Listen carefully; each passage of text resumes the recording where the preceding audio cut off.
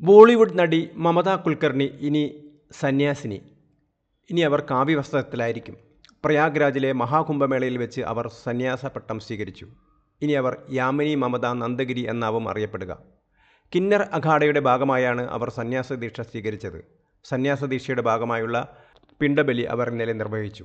കഴിഞ്ഞ 2 വർഷത്തോളമായി മമത കുൽക്കർണി കിന്നർ അഖാഡയുടെ പ്രവർത്തനങ്ങളുമായി സഹകരിക്കുന്നുണ്ട്. കുറച്ചു കാലമായി സിനിമാ മേഖലയിൽ നിന്ന് വിട്ടുനിൽക്കുന്ന മമത ബോളിവുഡ് വിട്ട് കെനിയയിലായിരുന്നു താമസം. അതേസമയം ആത്മീയ താരങ്ങളുടെ വേഷങ്ങളിൽ അഭിനയിക്കുന്നതിന് അവർക്ക് തടസ്സമില്ല. കലിയെ ഉപാസിക്കുന്നതിൽ തങ്ങൾ ആരെയും തടയില്ല എന്നാണ് കിന്നർ മഠം പറയുന്നത്. ജുന അഖാഡയുമായി ബന്ധപ്പെട്ടതാണ് കിന്നർ അഖാഡ. 90കളിൽ ബോളിവുഡിലെ തിളങ്ങുന്ന താരമായിരുന്നു 52കാരിയായ മമത. വഖത് ഹമാര ഹേ, സബ്സെ ബഡാ ഖിലാഡി, ആന്തോളൻ, ഭാസി, ചൈന ഗേറ്റ്, ചുപ്പ രുസ്തം തുടങ്ങിയ അനേകം സിനിമകളിൽ അഭിനയിച്ച അവർ ഷാരൂഖ് ഖാൻ, അമീർ ഖാൻ, സൽമാൻ ഖാൻ തുടങ്ങിയവരുടെ കൂടെയൊക്കെ നിരവധി ചിത്രങ്ങളിൽ അഭിനയിച്ചിട്ടുണ്ട്.